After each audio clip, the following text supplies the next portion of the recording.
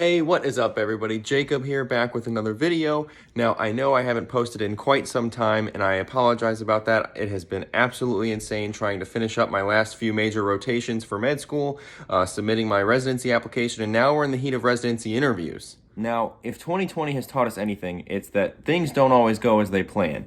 And the same is holding true for residency applications and interviews. The application deadline was pushed back a month to give people the chance to take important exams or try to get some rotations on their schedule so that they can, make their application stand out and be the best that it can be. In addition, this year, most, if not all, interviews are virtual, which is tough in itself, not getting a chance to go and visit the program, but also figuring out how you're going to portray yourself on the camera and do your best for those interviews. And that is what today's video is all about. The thing that I found most challenging in the beginning was figuring out the best setup for my camera, for my lighting, for my background, for my situation, so that I can look the most professional and, not have any distractions for them so that I can do the best interview I can. I wanted to wait a little bit to film this video because I wanted to get a few interviews under my belt to kind of perfect my own setup and also learn things from other interviewers about their setups to kind of figure out the best way to do it. So the big highlights today that we're going to talk about in terms of your best setup is especially going to be lighting, where to place your camera, how to have your background set up, and a few little tidbits here to help you make sure you look your best on interview day.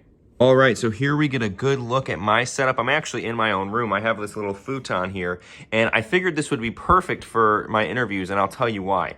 First thing we're going to talk about is the background. All right, so as you can see here, my background is pretty much completely plain, which is what you're looking for. You don't want anything back there that's going to be super distracting. You don't want a lot of moving parts. You want the interview to really focus on you and the answers that you're giving on interview day. If you don't have a super plain wall like this, that's okay. If you have like a little piece of paint, art or painting or a bookshelf or something like that in your office, that's totally fine too if you don't have a plain wall like this, but ideally this is the best setup to avoid distractions from the interviewer and make sure that you look as professional as possible. All right, the next thing to talk about in terms of the setup is the lighting. You can see I have two lamps here, and one has its cover on it and one does not. So the cover makes it appear a lot less harsh, but I also wanted to make sure that this light was uncovered because I know a lot of people out there are getting these ring lights to really accentuate the light on their face to make their appearance look better. And I wanted that same effect too, but certainly didn't want to go out and spend a whole lot on a ring light. So this lamp here does the exact same thing,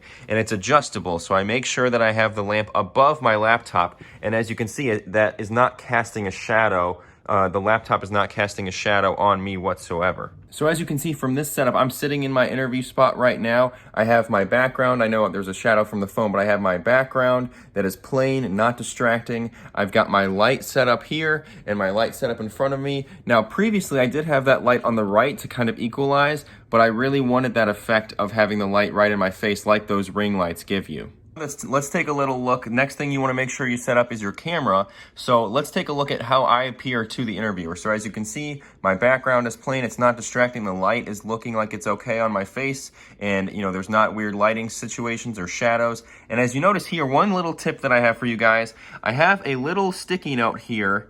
And let me tell you why I have that and why I think that's so helpful and something to absolutely do. So I have this sticky note because I have a few notes on them so that during the interview, I have a couple of questions already prepared, already written down so that I'm ready to go. I think the biggest struggle when you're going through these residency interviews is them asking you if you have any questions and not having anything prepared. So a big tip that I'll talk about in my next video when I talk about specific interview tips, definitely have questions prepared. And part of my setup is always having my sticky note right there near the camera so that it doesn't look like I'm looking away if I have to briefly reference my notes so that I can ask a good question. It looks like I'm just looking right at them and I have a question ready to go, so it seems like I'm prepared. All right, so you got a good look here at my setup. Now, the last little piece of advice I would say is to make sure you practice your setup. Set up your camera, toggle with the settings, move the lights around, see what looks best, and certainly do a practice run. Call a friend or call a family member using the same lighting and situation that you're going to use and see how it appears from their end, and make sure that everything checks out okay, that there's not weird shadows or anything in your background that you didn't notice, and you'll be all set for interview day.